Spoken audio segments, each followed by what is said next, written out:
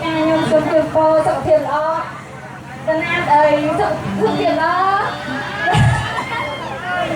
សុខភាពតាណាទាំងអស់គ្នាទៅស៊ីបានញ៉ាំស៊ីបងអាហារដល់ទូទាំងអស់អូបាទប៉ុណ្ណឹងក៏ភូទ្រូងដែរខ្ញុំដែរបាទចា